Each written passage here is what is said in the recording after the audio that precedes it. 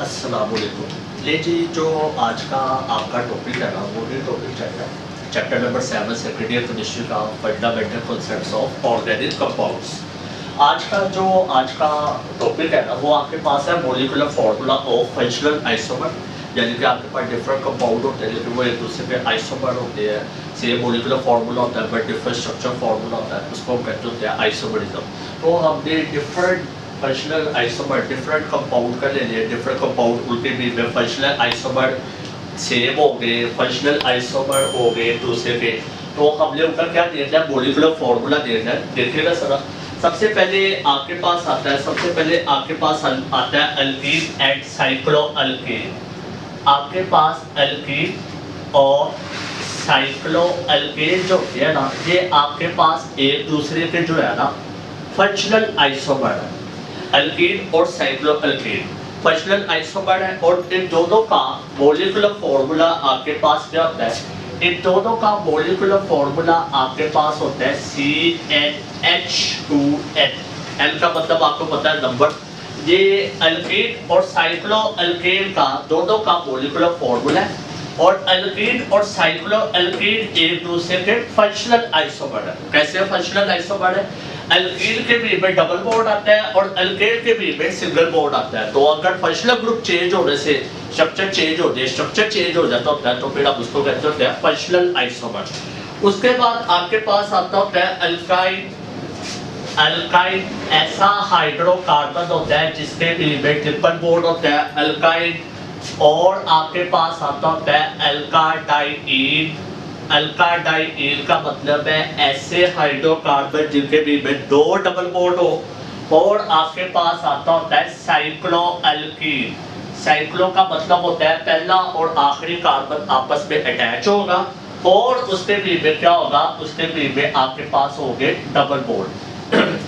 Alkyne जिनके बीच में triple bond होगा, अल्काडाइन जिनके बीच में दो डबल बॉन्ड होंगे और साइक्लो अल्कीन जो साइकिल में होंगे और डबल बॉन्ड मौजूद होगा।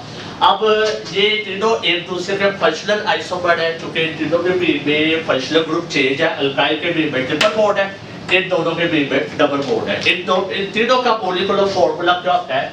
इन तीनों का आपके पास मॉलिक्यूलर फार्मूला होता है CnH2n-2। ये आपके पास इनका मॉलिक्यूलर फार्मूला होता है। उसके बाद आपके पास आता है जी अल्कोहल्स। अल्कोहल्स और ईथर। अल्कोहल और ईथर ये दोनों एक दूसरे के फंक्शनल ग्रुप आइसोमर है। इन दोनों में फंक्शनल ग्रुप चेंज होता है और लेकिन एक दूसरे के आइसोमर है, फंक्शनल ग्रुप आइसोमर है। दोनों में फंक्शनल ग्रुप डिफरेंट है लेकिन मॉलिक्यूलर फार्मूला सेम है।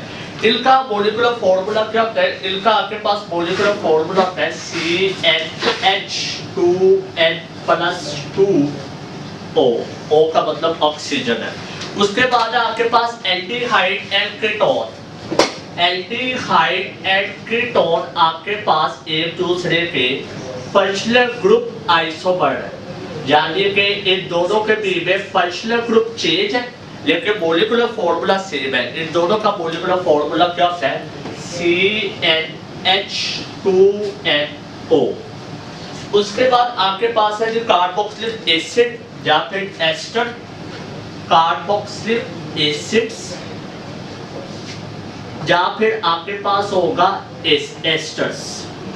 ये आपके पास दो ऐसे ऑर्गेनिक कंपाउंड है जिनका फंक्शनल ग्रुप डिफरेंट है लेकिन मॉलिक्यूलर फार्मूला क्या है? सेम है। और वो आपके पास होता है जी CnH2n CnH2n+1COOH। ये तो हो गया एसिड का। और जो आपके पास एस्टर होता है उसका होता है CnH2n+1COOR। आर का मतलब होता है अल्काइल ग्रुप। ठीक हो गया जी। ये आपने लाजमी याद करने ये बड़े इंपॉर्टेंट है मॉलिक्यूलर फार्मूला फंक्शनल ग्रुप के, फंक्शनल ग्रुप आइसोमर के मॉलिक्यूलर फार्मूला जो कि आपने याद कर दिया। उसके बाद आपके पास आता होता है जी एक आपके पास आता होता है हेटेरोसाइक्लिक कंपाउंड। हेटेरोसाइक्लिक कंपाउंड ऐसे कंपाउंड जिनके बीच में डिफरेंट एटम आ जाए। हेटेरोसाइक्लिक कंपाउंड ऐसे कंपाउंड्स जिनके बीच में डिफरेंट एटम आ जाए उसको कहते होते हैं हेटेरोसाइक्लिक कंपाउंड, जैसा कि आपके पास होता है पेरिडीन, ये आपके पास है जी पेरिडीन, ये आपके पास बेंजीन रिंग होती है। बेंजीन रिंग में सिर्फ एक कार्बन की जगह पे हमने क्या लगाया होता है, नाइट्रोजन लगाया होता है, डिफरेंट एटम हो जाते हैं, इसको हम कहते हैं हेटेरोसाइक्लिक कंपाउंड। उसके बाद आपके पास होता है, ये आपके पास बेंजीन रिंग है, यहाँ पे ऑक्सीजन लगा होता है, इसको हम कहते हैं फ्लोरान। ये भी आपके पास हेटेरोसाइक्लिक कंपाउंड है, ये आपके पास होता है पेरिडीन। उसके बाद आपके पास होता है जी, ये आपके पास होता है रिंग, और जहाँ पे लगा होता है अमाइनो ग्रुप NH लगा होता है, इसको हम कहते हैं पायरोल। ठीक हो गया। उसके बाद ये आपके पास होता है रिंग, और जहाँ पे लगा होता है S और सल्फर लगा होता है, इसको हम कहते हैं थायोफीन। ये आपके पास सारे हेटेरोसाइक्लिक कंपाउंड के क्या है, एग्जांपल्स है। उसके बाद आपने कुछ फंक्शनल ग्रुप याद रखते हैं। वो फंक्शनल ग्रुप आपके पास क्या होते हैं, जरा देखिएगा। फंक्शनल ग्रुप्स आपके पास यहाँ पे कुछ फंक्शनल ग्रुप्स होते हैं जो आपने लाजमी याद रखने हैं। वो फंक्शनल ग्रुप्स आपके पास कौन से है? सबसे पहला आपके पास फंक्शनल ग्रुप है अमाइनो ग्रुप। अमाइनो, अगर किसी भी ऑर्गेनिक कंपाउंड के बीच में NH2 वजूद हुआ तो इसका मतलब है वो अमाइनो ग्रुप है। अमाइनो ग्रुप का फंक्शनल ग्रुप होता है NH2, और फंक्शनल ग्रुप आपको पता है कोई ऐसा एटम या डबल बॉन्ड या ट्रिपल बॉन्ड जो ऑर्गेनिक कंपाउंड की प्रॉपर्टीज के बारे में बता दे, उसको हम कहते हैं फंक्शनल ग्रुप। तो एक आपके पास होता है इमाइनो ग्रुप। इमाइनो ग्रुप, इमाइनो ग्रुप किसको कहते हैं? C डबल बॉन्ड NH, ये होता है जी C डबल बॉन्ड NH, इसको हम कहते हैं इमाइनो ग्रुप। उसके बाद आपके पास होता है सियानो ग्रुप। सियानो ग्रुप किसको कहते हैं? C triple bond N। उसके बाद आपके पास होता है नाइट्रो ग्रुप। नाइट्रो ग्रुप किसको कहते हैं? NO2। अगर किसी भी ऑर्गेनिक कंपाउंड के बीच में NO2 मौजूद हो तो उसको कहते हैं नाइट्रो ग्रुप। उसके बाद आपके पास होता है एसिड हैलाइड। एसिड हैलाइड इसका क्या होता है? Functional group C double bond O X, X का मतलब होता है हेलोजन। उसके बाद आपके पास होता है acid halides, acid amides. Acids amides किसको कहते हैं? जिसके बीच में C डबल बॉन्ड O और NH2 ग्रुप हो, उसको हम कहते हैं एसिड अमाइड। और आपके पास एक आखिरी मॉलिक्यूल ऑर्गेनिक कंपाउंड का फंक्शनल ग्रुप होता है, उसको हम कहते हैं मार्सेप्टो। और मार्सेप्टो का फंक्शनल ग्रुप होता है SH। ये SH होता है। ये आपने फंक्शनल ग्रुप लाजमी याद रख दिया। ये आगे आपके पास है हाइब्रिडाइजेशन। ये बड़ा एक इंपॉर्टेंट टॉपिक है हाइब्रिडाइजेशन। हम देखते हैं कि किस मॉलिक्यूल के बीच में कौन सी हाइब्रिडाइजेशन हुई होती है। अब वहाँ पे इतना टाइम तो नहीं होता कि आप हाइब्रिडाइजेशन करके देखें कि किस मॉलिक्यूल के बीच में कौन सी हाइब्रिडाइजेशन हो रही है। इसके लिए आपको एक शॉर्ट टिप्स पता होनी चाहिए। तो लिहाजा आज आपने हाइब्रिडाइजेशन फाइंड आउट करने का एक तरीका देखना है, शॉर्ट टिप देखनी है। वो क्या चीज़ है जी? हाइब्रिडाइजेशन निकालने का बड़ा एक सिंपल सा तरीका है कि आपने अगर किसी भी मॉलिक्यूल के बीच में हाइब्रिडाइजेशन फाइंड आउट कर दिया ना कि उस मॉलिक्यूल के बीच में कौन सी हाइब्रिडाइजेशन हुई है, तो उसका फॉर्मूला आपके पास होता है bond pairs plus lawn pairs. ये आपने बस चीज याद रखनी है। ये छोटा सा फॉर्मूला है कि bond pair plus lone pair, वो आपको क्या चीज बताएगा? वो आपको बताएगा हाइब्रिडाइजेशन के बारे में बताएगा। हमारे पास hybridisation sp2 sp3 sp sp3d2 sp3d, ये सारी हाइब्रिडाइजेशन मौजूद होती है। लेकिन हमने अपने लेवल तक ही रहना है, sp तक रहना है और sp3d तक ही जाएंगे, ज्यादा हायर d ऑर्बिटल्स में नहीं जाएंगे।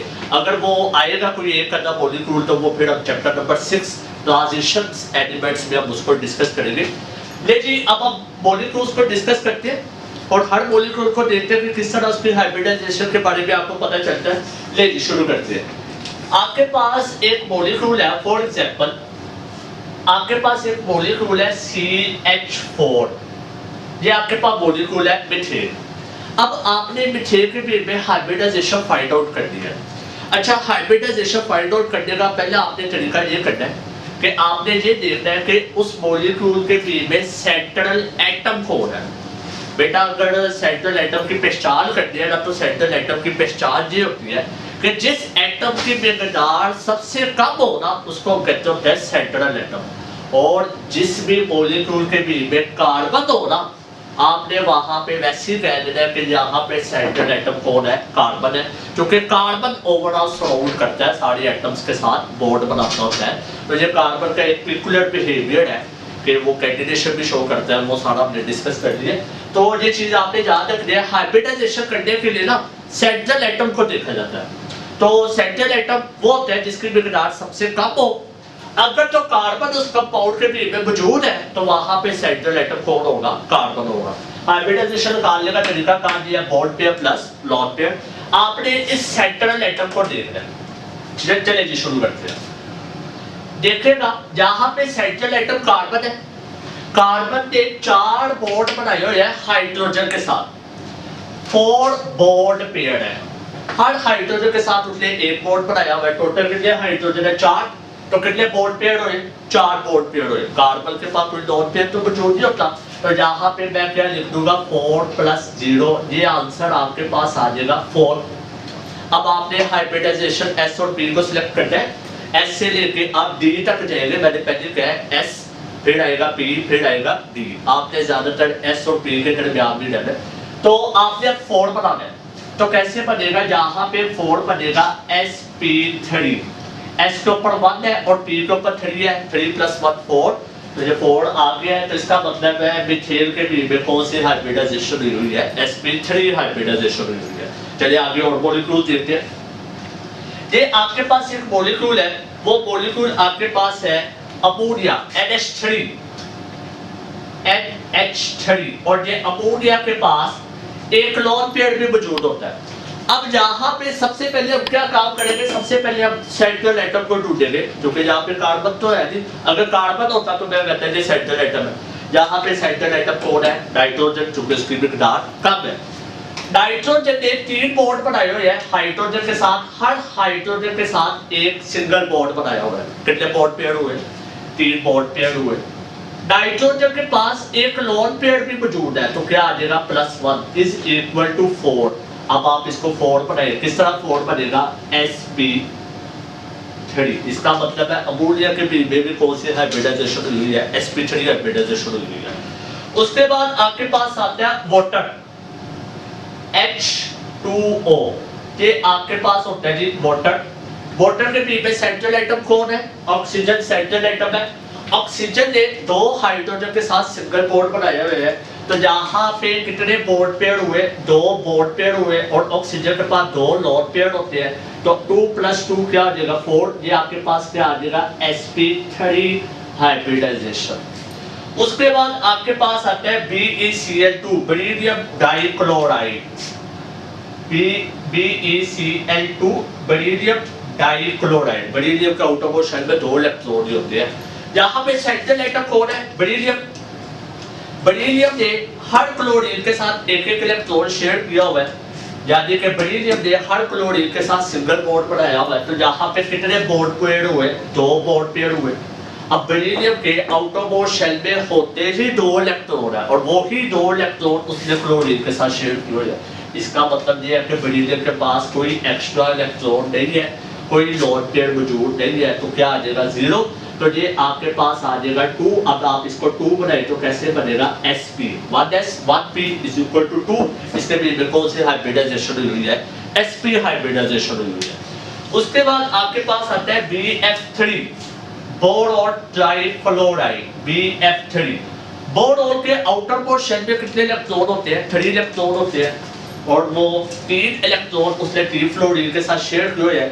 हर फ्लोरीन के साथ उसने एक बॉन्ड, एक इलेक्ट्रॉन शेयर किया हुआ है। तो बोरोन के पास कितने बॉन्ड पेयर है, 3 बॉन्ड पेयर है। बोरोन के पास कोई लॉन पेयर नहीं मौजूद होगा, क्यों, क्योंकि उसका आउटरमोस्ट शेल में होते ही 3 इलेक्ट्रॉन है, वो तीनों इलेक्ट्रॉन उसने शेयर किए हैं। यहाँ पे लॉन पेयर क्या आ जाएगा, 0। तो ये आपके पास आंसर क्या आ जाएगा, 3। और यहाँ पे कौन सी हाइब्रिडाइजेशन होगी, sp2 हाइब्रिडाइजेशन होगी। उसके बाद आपके पास आता है ज़ीनॉन ट्राइऑक्साइड।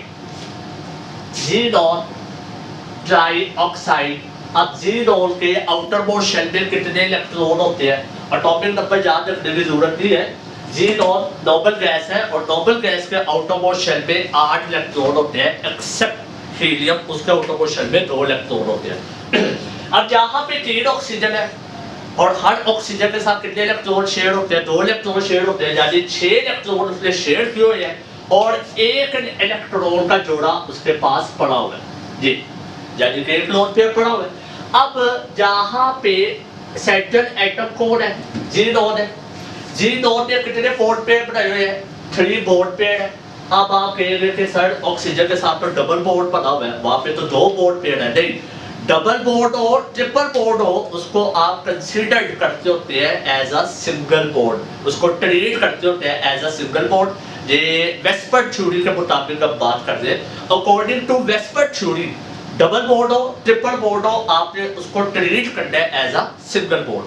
तो यहाँ पे ऑक्सीजन के साथ जितने भी डबल बॉन्ड बने हुए हैं वो एज अ सिंगल बॉन्ड ही कंसीडर्ड होंगे। 3 ऑक्सीजन है तो 3 बॉन्ड पेयर। और लोन पेयर कितने हैं? लोन पेयर आपके पास है 1, 0 के ऊपर एक लोन पेयर है तो ये कितना बन गया? 4। जहाँ पे कौन सी हाइब्रिडाइजेशन हुई है? sp3 हाइब्रिडाइजेशन हुई है।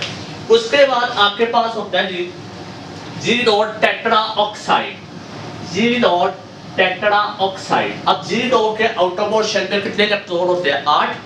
और ऑक्सीजन के साथ उसने बॉन्ड बनाए हुए हैं, ऑक्सीजन के साथ कितने इलेक्ट्रॉन शेयर होते हैं? 2। तो 8 के 8 इलेक्ट्रॉन शेयर हुए हैं। तो यहाँ पे कितने बॉन्ड पेयर है? 4 बॉन्ड पेयर है। मैंने आपको कहा डबल बॉन्ड हो ट्रिपल बॉन्ड हो स्ट्रेट लाइन का सिंगल बॉन्ड। जहाँ पे जी नोड के पास कितने लोन पेयर है? कोई लोन पेयर नहीं, तो जहाँ पे आंसर क्या आएगा? 4। जहाँ पे कौन सी हाइब्रिडाइजेशन होगी? sp3 हाइब्रिडाइजेशन होगी। उसके बाद आपके पास आता है जी PCl5 फॉस्फोरस पेंटाक्लोराइड, PCl5। अब फॉस्फोरस के आउटरमोस्ट शेल में कितने इलेक्ट्रॉन है? फॉस्फोरस के आउटरमोस्ट शेल में इलेक्ट्रॉन होते हैं 5 और 5 के 5 उसने क्या किया हुआ है? शेयर किया हुआ है। किसके साथ? क्लोरीन के साथ। हर क्लोरीन के साथ उसका सिंगल बॉन्ड बना हुआ है। तो यहाँ पे कितने बॉन्ड पेयर है? 5। और लोन पेयर कितने हैं? कोई लोन पेयर नहीं, फॉस्फोरस के पास कोई लोन पेयर नहीं, फॉस्फोरस सेंट्रल एटम है तो 5 आंसर आएगा। अब आपने 5 बनाना है, कैसे 5 बनाएंगे?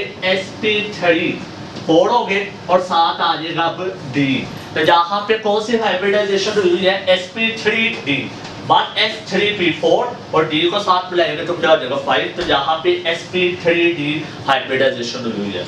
उसके बाद आपके पास यहाँ पे है CH2। ये आपके पास क्या चीज है? ये आपके पास होता है फॉर्मेल्डिहाइड। जहाँ पे कार्बन सेंट्रल एटम है, कार्बन ने कितने बॉन्ड पेयर बनाए हुए हैं? 2 हाइड्रोजन के साथ है और 1 ऑक्सीजन के साथ है। तो जहाँ पे आ जाएगा 3 और कार्बन के पास कोई लोन पेयर नहीं होता तो ये आ जाएगा 3। जहाँ पे कौन सी हाइब्रिडाइजेशन हुई है? sp2 हाइब्रिडाइजेशन हुई है। उसके बाद जहाँ पे आ जाता होता है हाइड्रोजन सायानाइड, हाइड्रोजन सायानाइड। अब जहाँ पे कार्बन है सेंट्रल एटम, मैंने पहले कहा है जहाँ पे कार्बन हो ना जिस कंपाउंड के बीच में, तो वहां पे सेंट्रल एटम कौन होता है? कार्बन। कार्बन के कितने बॉन्ड पेयर है? जहाँ पे कार्बन ने 1 हाइड्रोजन के साथ बनाया हुआ है और 3 नाइट्रोजन के साथ, वो भी स्ट्रेट लाइन का सिंगल बॉन्ड, वो सिंगल बॉन्ड ही कंसीडर्ड होगा। जहाँ पे 2 बॉन्ड पेयर है, कार्बन के पास कोई लोन पेयर जो तभी आ जाएगा 2। और जहाँ पे हाइब्रिडाइजेशन कौन सी हुई है? sp हाइब्रिडाइजेशन हुई है।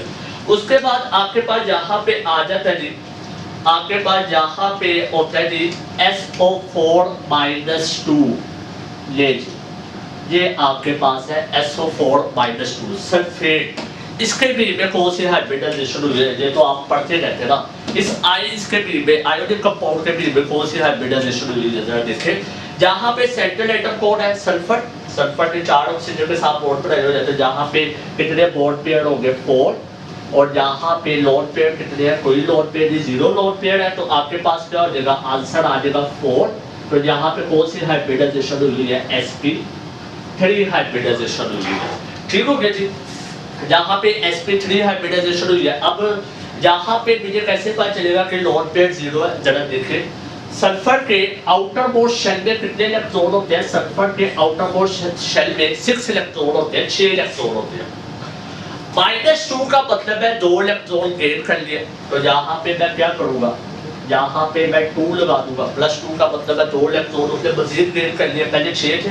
-2 का मतलब है 2 इलेक्ट्रॉन गेन कर लिए। तो 6 + 2 क्या आ जाएगा? 6 + 2 आपके पास आ जाएगा 8। ठीक हो गया बात। अब हर ऑक्सीजन के साथ कितने इलेक्ट्रॉन शेयर होते हैं? 2। इस सल्फर के पास कितने इलेक्ट्रॉन थे? 8। और हर ऑक्सीजन के साथ उसने 8 ही शेयर कर दिए हो जाए, तो यहाँ पे मैं लगा दूंगा -8, माइनस के पास आंसर आएगा 0। तो इसका मतलब ये है कि इस सल्फर के पास कितने लोन पेयर है, इस सल्फर के पास 0 लोन पेयर है, तो तभी यहाँ पे क्या आया, 0 आया। इसी से रिलेटेड एक और एग्जांपल लेते हैं। आपके पास ये होता है NH4+ अमोनियम आयन, यहाँ पे जरा देखेगा नाइट्रोजन के यहाँ पे सेंट्रल एटम है, नाइट्रोजन के आउटर मोस्ट शेल में कितने इलेक्ट्रॉन होते हैं, नाइट्रोजन के आउटर मोस्ट शेल में होते हैं 5 इलेक्ट्रॉन, नाइट्रोजन के आउटर मोस्ट शेल में 5 इलेक्ट्रॉन होते हैं। अब यहाँ पे कितने बॉन्ड पेयर है, यहाँ पे आपके पास 4 बॉन्ड पेयर है, यहाँ पे नाइट्रोजन के पास कितने बॉन्ड पेयर है, 4 बॉन्ड पेयर है। हर नाइट्रोजन है हर हाइड्रोजन के साथ कितने बॉन्ड बनाए हुए हैं, सिंगल बॉन्ड बनाए हुए हैं, और कितने हाइड्रोजन है, 4 हाइड्रोजन है, तो कितने बॉन्ड पेयर हुए, 4 बॉन्ड पेयर हुए। अब हमने देखना ये है कि जहाँ पे नाइट्रोजन के पास लोन पेयर मौजूद है कि नहीं है, जरा देखिएगा। नाइट्रोजन के पास आउटर मोस्ट शेल में कितने इलेक्ट्रॉन होते हैं, 5 इलेक्ट्रॉन होते हैं, ठीक होगी बात। अब +1 का मतलब है उसने 1 इलेक्ट्रॉन क्या किया हुआ है, लॉस किया हुआ, तो मैं उसके 5 इलेक्ट्रॉन में से 1 इलेक्ट्रॉन क्या करता हूँ, बाहर निकाल देता हूँ, तो ये आपके पास आंसर क्या आ जाएगा 4। यानी कि इस नाइट्रोजन के पास कितने इलेक्ट्रॉन बचे, 4 इलेक्ट्रॉन बचे हुए हैं इस नाइट्रोजन के पास। अब हर हाइड्रोजन के साथ उसने 1-1 इलेक्ट्रॉन शेयर किया हुआ है, यानी कि जो इस नाइट्रोजन के पास 4 इलेक्ट्रॉन थे, वो चारों के चारों इलेक्ट्रॉन उसने हर हाइड्रोजन के साथ क्या कर दिया, शेयर कर दिया। कितने हाइड्रोजन के साथ शेयर किया है, 4 हाइड्रोजन के साथ शेयर किया है, उसने अपने चारों के चारों इलेक्ट्रॉन शेयर कर दिया, तो यहाँ पे क्या आ जाएगा -4, -4 + 4 कैंसल आउट, आंसर क्या आ जाएगा 0। इस नाइट्रोजन के पास कितने लोन पेयर है, कोई लोन पेयर नहीं, तो यहाँ पे मैं क्या लगा दूंगा 0, तो ये आंसर आ जाएगा 4, और ये आपके पास होगा sp3 हाइब्रिडाइजेशन। उसके बाद आपके पास है जी H3O+ hydronium ion, H3O+ hydronium ion. अब जहां पे देखते हैं कि जहां पे क्या कौन सी हाइब्रिडाइजेशन होगी, जरा देखिएगा। यहाँ पे कितने बॉन्ड पेयर है, यहाँ पे ऑक्सीजन ने 3 हाइड्रोजन के साथ बॉन्ड बनाया हुआ है, सिंगल बॉन्ड है, तो यहाँ पे बॉन्ड पेयर कितने हो गए, 3। अब देखना ये है कि इस ऑक्सीजन के पास कितने लोन पेयर है, जरा देखिएगा। ऑक्सीजन के आउटर मोस्ट शेल में कितने इलेक्ट्रॉन होते हैं, 6 इलेक्ट्रॉन होते हैं, ठीक होगी बात। +1 चार्ज है, इसका मतलब उसने 1 इलेक्ट्रॉन क्या किया हुआ है, लॉस किया हुआ, तो मैं यहाँ पे लिख दूंगा -1 -1 किसके बराबर आ जाएगा, 6 - 1 = 5, यानी कि इस ऑक्सीजन के पास कितने इलेक्ट्रॉन है, 5 इलेक्ट्रॉन है। अब इस ऑक्सीजन के पास 5 इलेक्ट्रॉन थे, और इस ऑक्सीजन ने 3 हाइड्रोजन के साथ बॉन्ड बनाए हुए हैं। इसका मतलब ये है कि ऑक्सीजन के पास जो 5 इलेक्ट्रॉन थे, उसमें से 3 इलेक्ट्रॉन तो चले गए, कहाँ चले गए, उसने हाइड्रोजन के साथ शेयर कर लिए, तो यहाँ पे मैं क्या लिख दूंगा -3, तो यहाँ पे क्या आ जाएगा 2, तो 2, यानी कि इस ऑक्सीजन के पास अभी भी 2 इलेक्ट्रॉन पड़े हुए हैं, तो जब 2 इलेक्ट्रॉन पड़े हो तो इसका मतलब है उसके पास 1 लोन पेयर पड़ा हुआ है। तो यहाँ पे मैं क्या लिखूंगा, यहाँ पे मैं लिखूंगा 3 + 1 = 4, और ये आपके पास आ जाएगा sp3 हाइब्रिडाइजेशन। ये आपके पास हाइब्रिडाइजेशन निकालने का तरीका क्या है। चलिए अब मैं आपको एक और चीज बता देता हूँ। यहाँ पे आपके पास होता है अमोनिया NH3, अमोनिया के पास 1 लोन पेयर होता है, दोबारा मैं बता रहा हूँ। अमोनिया के बीच में कौन सी हाइब्रिडाइजेशन हुई होती है, अमोनिया के बीच में sp3 हाइब्रिडाइजेशन हुई होती है। इंपॉर्टेंट मॉलिक्यूल के बारे में मैं दोबारा बता दूं। आपके पास होता है H2O, वाटर होता है, वाटर के बीच में कौन सी हाइब्रिडाइजेशन हुई होती है, वाटर के बीच में आपके पास हाइब्रिडाइजेशन हुई होती है sp3 हाइब्रिडाइजेशन हुई होती है। आपके पास होता है CH4, मीथेन होता है, मीथेन के बीच में कौन सी हाइब्रिडाइजेशन हुई होती है, sp3 हाइब्रिडाइजेशन हुई होती है। चले अब हम कंसीडर कर लेते हैं, मीथेन के बीच में sp3 हाइब्रिडाइजेशन है, और मीथेन के बीच में बॉन्ड एंगल कितना होता है 109.5, ये इसके बीच में एंगल होता है, और इसकी शेप, इसका स्ट्रक्चर क्या होता है, टेट्राहेड्रल होता है, टेट्राहेड्रल, ठीक होगी बात। अब यहाँ पे अमोनिया और वाटर है, दोनों के बीच में कौन सी हाइब्रिडाइजेशन है, sp3 हाइब्रिडाइजेशन है, sp3 हाइब्रिडाइजेशन है। मीथेन के बीच में sp3 हाइब्रिडाइजेशन थी तो बॉन्ड एंगल कितना था 109.5 और स्ट्रक्चर क्या था टेट्राहेड्रल। अब यहाँ पे अमोनिया है, अमोनिया के बीच में भी sp3 हाइब्रिडाइजेशन है, लेकिन यहाँ पे बॉन्ड एंगल पहले की निस्बत क्या हो जाएगा, रिड्यूस हो जाएगा और वो कितना हो जाता है, वो हो जाता है 107.5। एक बार याद रखिएगा, जब भी लोन पेयर मौजूद होना वो बॉन्ड पेयर को सप्रेस कर देता होता है, एंगल रिड्यूस कर देता होता है। यहाँ पे आप एंगल कितना है 107.5 और यहाँ पे जो स्ट्रक्चर है वो आपके पास होता है ट्राइगोनल पिरामिडल, ये आपके पास इसका स्ट्रक्चर होता है, हाइब्रिडाइजेशन sp3 है। अब जहाँ पे वाटर है, वाटर के बीच में कौन सी हाइब्रिडाइजेशन हुई है, sp3 हाइब्रिडाइजेशन हुई है। वाटर के बीच में एंगल कितना होना चाहिए था 109.5, वाटर के बीच में स्ट्रक्चर कितना होना चाहिए था टेट्राहेड्रल, लेकिन यहाँ पे लोन पेयर मौजूद है। पहले तो एक लोन पेयर मौजूद था तो एंगल रिड्यूस हो गया था 107.5, अब तो दो लोन पेयर मौजूद है तो एंगल फर्दर रिड्यूस हो जाएगा, वो कितना हो जाएगा 104.5 और इसकी शेप जो एंगल होता है बेंड या फिर उसको हम कहते होते हैं एंगुलर कहते होते हैं। तो इसका मतलब ये है कि अगर कोई भी लोन पेयर मौजूद नहीं है तो परफेक्ट एंगल होगा, परफेक्ट स्ट्रक्चर होगा, लेकिन अगर लोन पेयर मौजूद है तो आपका एंगल और स्ट्रक्चर सही नहीं रहता, वो रिड्यूस हो जाते होते हैं, उनकी शेप बदल जाती होती है। तो अगर आपको लेट्स से अगर वो आपको कह दे कि NH4 प्लस की हाइब्रिडाइजेशन बताओ, वो मैं बता चुका हूँ हाइब्रिडाइजेशन का तरीका। इसके बीच में कौन सी हाइब्रिडाइजेशन हुई है, sp3 हाइब्रिडाइजेशन हुई है। अब वो कहता है बताओ इसका एंगल कितना होगा, तो देख लो लोन पेयर मौजूद तो नहीं है, sp3 हाइब्रिडाइजेशन है। sp3 हाइब्रिडाइजेशन में अगर लोन पेयर मौजूद नहीं है, एंगल 109.5, स्ट्रक्चर टेट्राहेड्रल।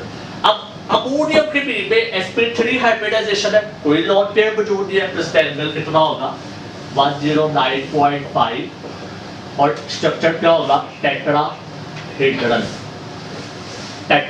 होगा। और अगर यही आपके पास आ जाए कि आप बताओ कि H3O प्लस हाइड्रोनियम आयन के बीच में कौन सी हाइब्रिडाइजेशन है, जो कि मैं तरीका बता चुका हूँ, ये आपके पास हाइब्रिडाइजेशन निकालने का तरीका है। और कौन सी हाइब्रिडाइजेशन है sp3। अब वो कहते हैं बताओ इसके बीच में एंगल कितना है, तो हाइड्रोनियम आयन के बीच में sp3 हाइब्रिडाइजेशन होती है, लेकिन एक लोन पेयर मौजूद होता है।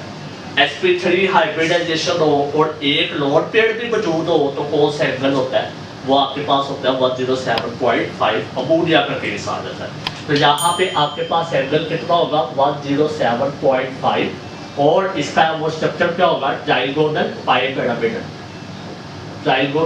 पिरामिडल। ठीक हो गया जी, ये आपके पास हाइब्रिडाइजेशन।